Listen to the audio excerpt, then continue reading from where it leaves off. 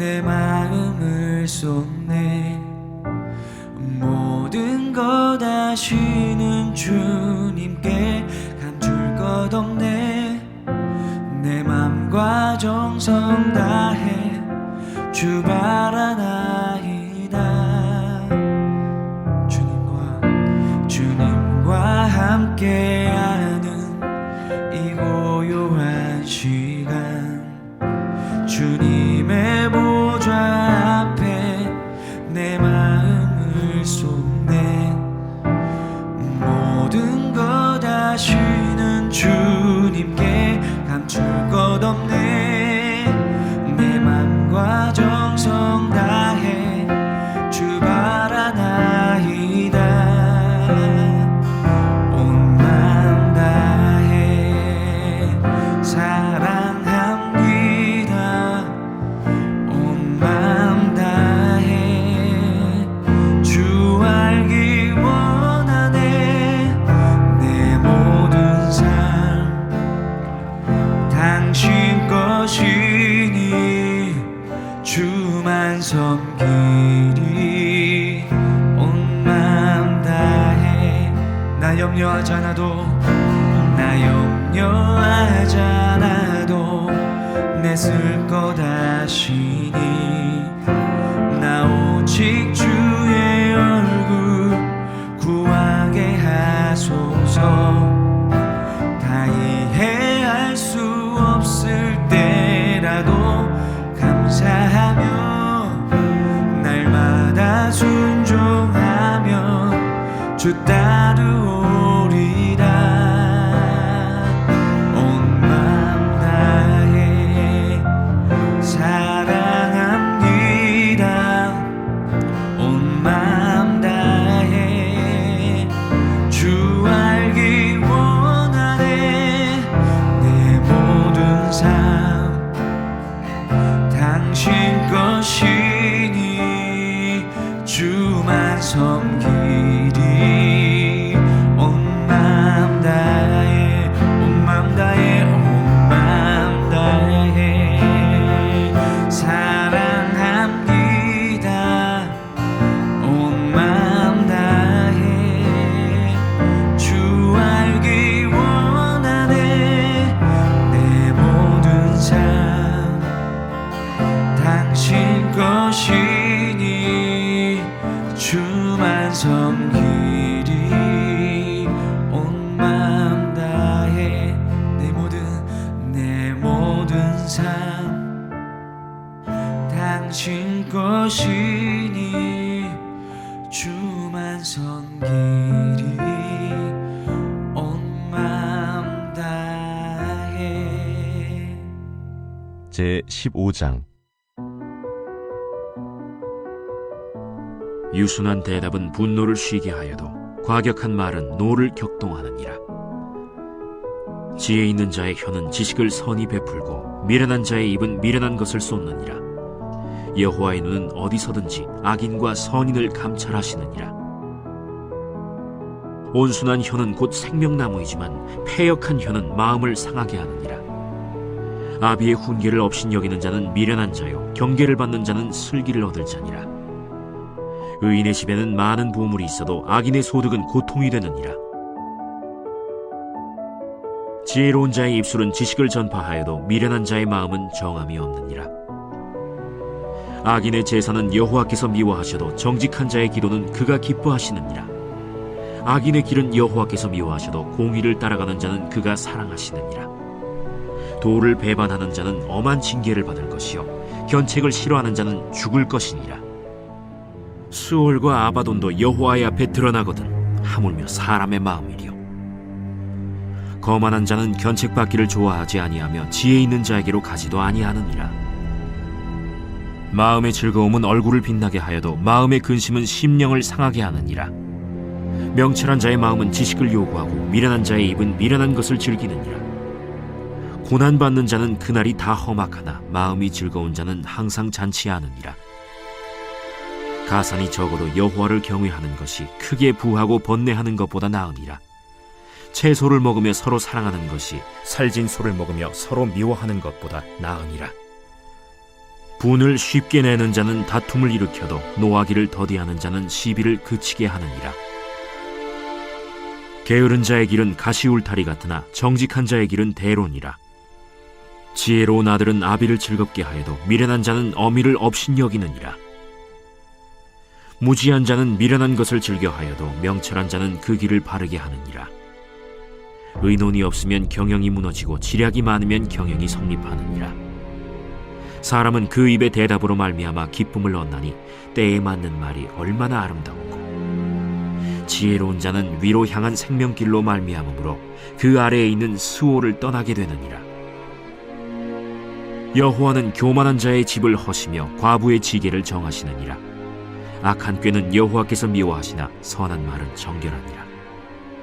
이익을 탐하는 자는 자기 집을 해롭게 하나 뇌물을 싫어하는 자는 살게 되느니라. 의인의 마음은 대답할 말을 깊이 생각하여도 악인의 입은 악을 쏟느니라. 여호와는 악인을 멀리하시고 의인의 기도를 들으시느니라. 눈이 밝은 것은 마음을 기쁘게 하고 좋은 기별은 뼈를 윤택하게 하느니라. 생명의 경계를 듣는 귀는 지혜로운 자 가운데에 있느니라. 훈계받기를 싫어하는 자는 자기의 영혼을 경히 여김이라. 견책을 달게 받는 자는 지식을 얻느니라. 여호와를 경외하는 것은 지혜의 훈계라. 겸손은 존귀의 길잡이니라. 사랑하는 라이프처치 성도 여러분, 오늘은 잠언 15장을 통해서 하나님의 음성을 듣고자 합니다. 우리 잠언 15장에 보면은 이 악인의 제사와 대비되는 것을 표현하고 있는데, 그게 바로 뭐냐면 정직한 자의 기도라 그랬습니다. 8절인데요. 악인의 제사는 여호와께서 미워하셔도 정직한 자의 기도는 그가 기뻐하시느니라. 여러분, 악인이 이 제사를 드린다고 할 때 믿음이 없는 사람이 아닙니다. 제사를 드린다라는 것은 내가 믿음이 있고 하나님을 향한 그 마음이 있다라는 거죠. 근데 뒤에 또 보니까 기도라고 되어져 있는데, 이 기도를 드리는 사람이 정직한 사람의 기도라고 이야기를 했습니다. 그러니까 악인에 대비되는 사람을 뭐로 표현했냐? 정직한 사람이다. 이 악인은 뭡니까? 정직하지 못하고 솔직하지 못한 거죠. 내가 어떤 행위를 하는 것도 중요하지만 그 행위를 하는 사람이 어떤 사람이냐도 하나님은 보신다 이 말이죠. 여러분, 가인과 아벨이 있었습니다. 똑같이 제사를 드렸어요. 그런데 가인과 그 제사를 받지 않으셨고 아벨과 그 제사는 받으셨다 그랬습니다. 그러니까 이 제사라는 것은 사람과 분리되어질 수가 없는 거죠. 우리가 드리는 예배나 우리가 하는 섬김은 나라는 사람과 그 행위가 연결되어질 수밖에 없다라는 거예요. 그러니까 내 마음이, 내 중심이 어떠냐, 하나님은 이것을 보신다 이 말입니다. 오늘 1절 보니까 이렇게 돼 있죠. 본문에서 말하는 악인의 제사는 불신자의 것이 아니다. 불신자는 아예 제사를 드리지 않기 때문입니다. 그럼 여기서 악인은 누구입니까? 예배의 자리에 앉아있지만 마음은 하나님께 없는 종교인이죠. 마음을 잃어버린 거예요. 여러분, 우리가 무언가를 하는 것 너무 좋지만 그 안에 마음을 잃어버리지는 않았는지를 한번 돌아보실 수 있기를 바랍니다. 여러분이 하는 것에 마음을 빼앗겼고 껍데기만 남은 것들이 있다면 하나님, 거기에 내 마음을 담게 하시고 잃어버린 내 마음을 되찾게 하여 주시옵소서. 여러분 그렇게 기도하면서 여러분 은혜와 삶의 자리로 나아가실 수 있기를 주님의 이름으로 축복합니다.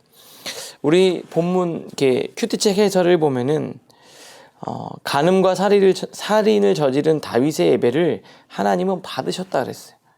어떻게 이 다윗의 예배를, 기도를 하나님이 들으셨을까?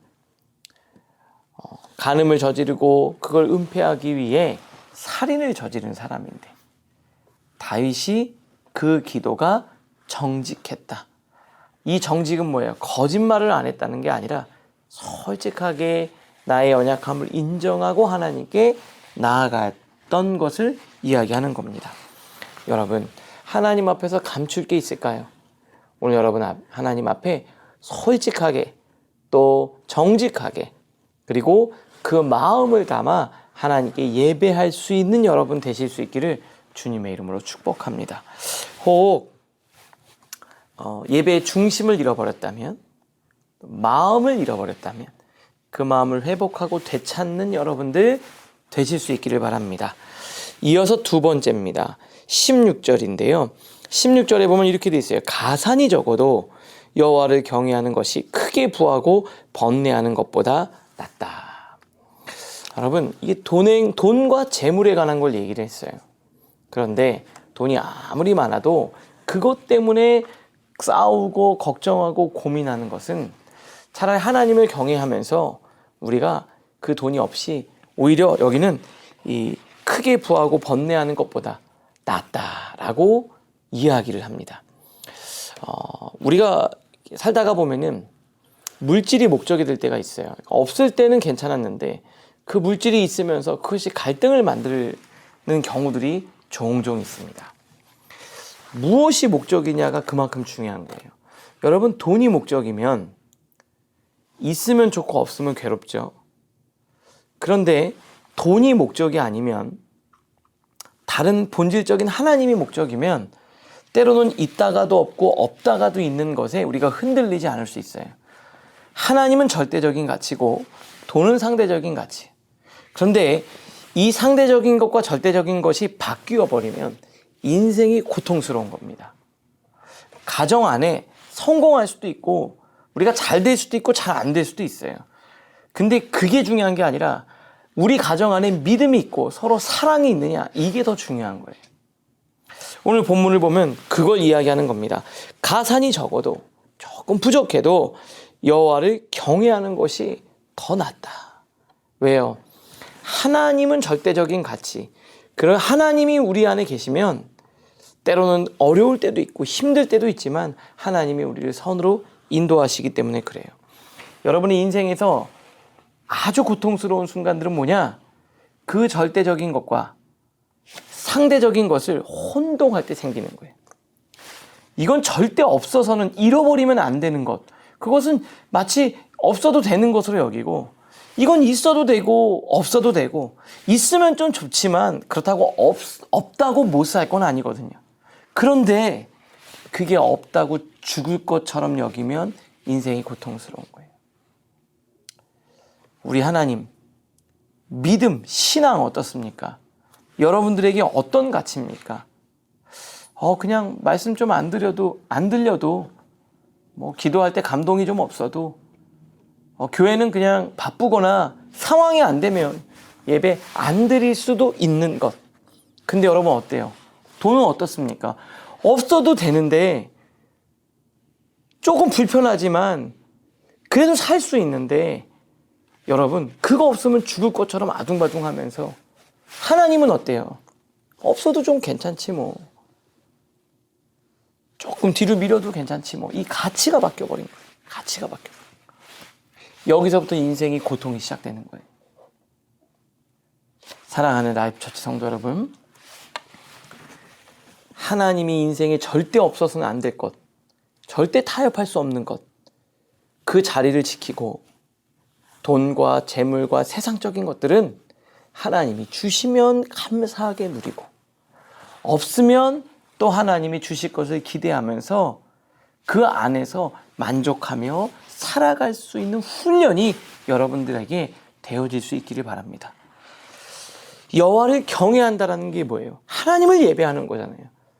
돈을 예배하거나 성공을 예배하거나 그것이 궁극적인 목적이 아니라 하나님을 예배하고 하나님이 궁극적인 목적일 때 인생과 삶이 정리되고 정돈되는 거예요. 오늘 여러분들 삶이 막 뒤죽박죽 되어져 있는 삶이 오늘 이 말씀을 따라 정리될 수 있기를 주님의 이름으로 축복합니다.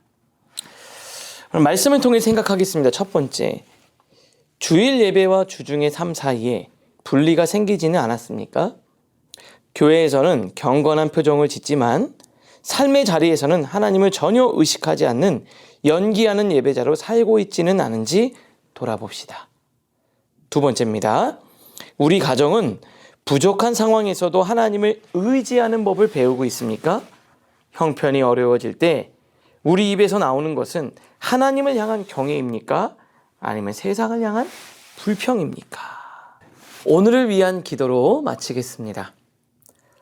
하나님, 사람의 눈을 속이는 거룩한 연기를 멈추게 하옵소서. 수월까지 감찰하시는 주님 앞에 내 마음의 숨은 죄까지 정직하게 드러내는 참된 예배자가 되게 하옵소서. 또한 우리 가정이 재물을 쌓는 일보다 하나님을 경외하는 일을 더 귀히 여기게 하사 가산이 적을 때나 많을 때나 변함없는 평안과 감사가 넘치게 하옵소서. 예수님의 이름으로 기도합니다. 아멘.